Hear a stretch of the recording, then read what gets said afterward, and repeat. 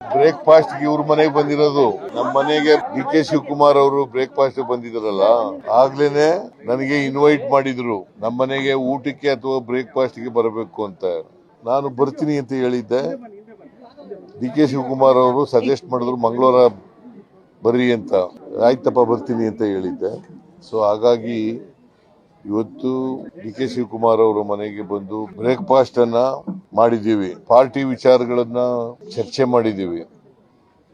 ಬಹಳ ಮುಖ್ಯವಾಗಿ 8ನೇ ತಾರೀಕು ಅಸೆಂಬ್ಲಿ ಶುರುವಾಗುತ್ತೆ. 8ನೇ ತಾರೀಕು ಅಸೆಂಬ್ಲಿ ಶುರುವಾಗೋದ್ರಿಂದ 2 ವಾರ ನಡೀತದೆ. ಅಲ್ಲಿ ನಮ್ಮ ಸ್ಟ್ರಾಟಜಿ ಏನಿರಬೇಕು ಅನ್ನೋದ್ರ ಬಗ್ಗೆ, ರಣನೀತಿ ಹೇಗಿರಬೇಕು ಅನ್ನೋದ್ರ ಬಗ್ಗೆ ಚರ್ಚೆ ಮಾಡಿದ್ದೀವಿ.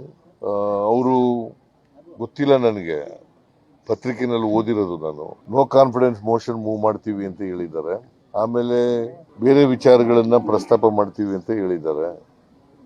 ಅವೆಲ್ಲನೂ ಕೂಡ ನಾವು ಸರ್ಕಾರ ಬಹಳ ಅಗ್ರೆಸಿವ್ ಆಗಿ ಎದುರಿಸ್ತಕ್ಕಂಥ ಕೆಲಸವನ್ನ ಮಾಡ್ತೀವಿ.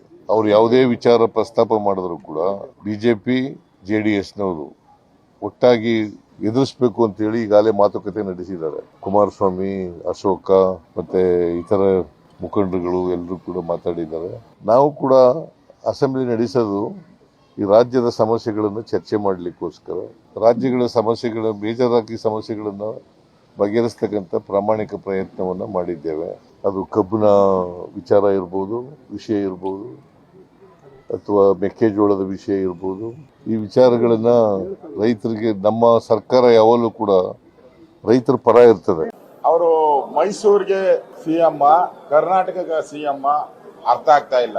ಅವ್ರು ಟ್ರಾವೆಲ್ ನೋಡ್ತಾ ಇದ್ರೆ ಮೈಸೂರು ಮಾತ್ರ ಮುಖ್ಯಮಂತ್ರಿ ಅಂತ ಅನ್ಸ್ತಾ ಇದೆ. ಅವ್ರಿಗೆ ರಸ್ತೆಗಳ ಮೇಲೆ ಕಾನ್ಫಿಡೆನ್ಸ್ ಇಲ್ಲ.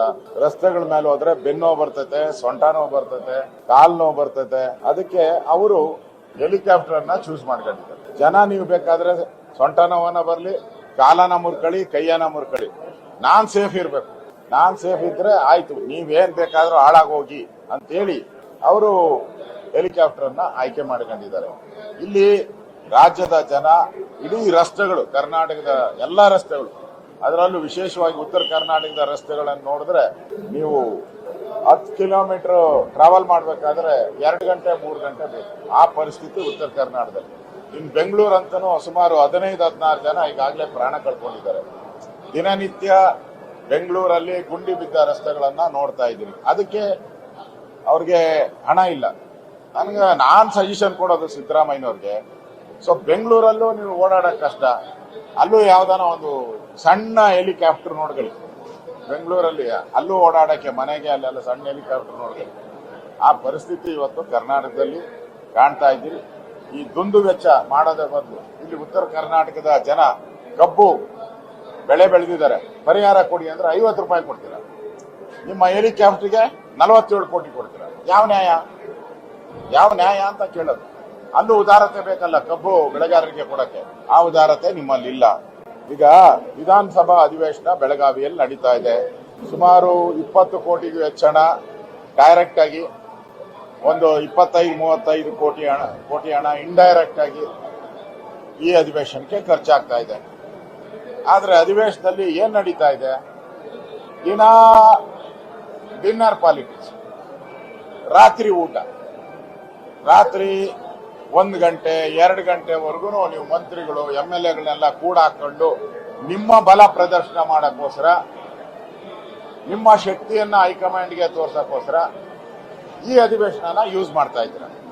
ದುಡ್ಡು ಯಾರ್ದು? ಸರ್ಕಾರದ್ದು.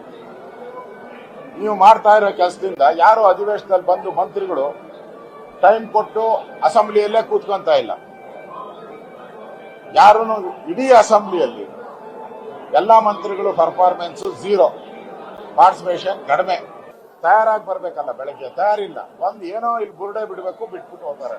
ಇಲ್ಲಿ ನಡೀತಾ ಇರೋದು ಪೂರ್ತಿ ಪವರ್ ಪಾಲಿಟಿಕ್ಸ್. ಸಿದ್ದರಾಮಯ್ಯನ ಬಿಡೆ, ಡಿ ಕೆ ಶಿವಕುಮಾರ್ನ ಬಿಡೆ, ಸಿದ್ದರಾಮಯ್ಯ ನಾ ಕೊಡೆ, ಎರಡೇ ನಡೀತಾ ಇರೋದಿಲ್ಲಿ. ಬೆಳಗಾವಿ ಅಧಿವೇಶನದ ಫಲಪ್ರದ ಏನು ಅಂದ್ರೆ ಡಿ ಕೆ ಶಿವಕುಮಾರ್ ಅಧಿಕಾರದ ಕಿತ್ಕೊಳಕ್ಕೆ ಓದ್ತಾ ಇದ್ದಾರೆ. ಸಿದ್ದರಾಮಯ್ಯ ಚೇರ್ಗೆ ಫೆವಿಕೋಲ್ ಹಾಕೊಂಡು ಭದ್ರವಾಗಿ ಕೂತ್ಕೊಂತಾ ಇದ್ದಾರೆ. ಸಿದ್ದರಾಮಯ್ಯನ ಪರ ಅವ್ರ ಮಗ ಫುಲ್ ಬ್ಯಾಟಿಂಗ್ ಮಾಡ್ತಾವ್ರೆ. ನಮ್ಮಪ್ಪನೇ 5 ವರ್ಷ. ಇಲ್ಲಿ ಡಿ.ಕೆ. ಬ್ರದರ್ಸ್ ಅವರೇ ಹೇಳ್ತಾ ಇದ್ದಾರೆ, ನಮ್ಮ ಅಣ್ಣ ಈ ರಾಜ್ಯದ ಮುಖ್ಯಮಂತ್ರಿ ಆಗಿ ನೋಡು ಅಂತ ಕನಸನ್ನ ನಾನು ಕಾಣ್ತಾ ಇದ್ದೀನಿ, ಕನಸು ಕನಸು ಅಂತ ಅವರು. ಇದು ನೋಡ್ತಾ ಇದ್ರೆ ಯಾಕೋ ಕಾಂಗ್ರೆಸ್ ಪಾರ್ಟಿ ಒಂಥರ ಜನಗಳ ಪಾಲಿಗೆ ಸತ್ತೋಗಿದೆ.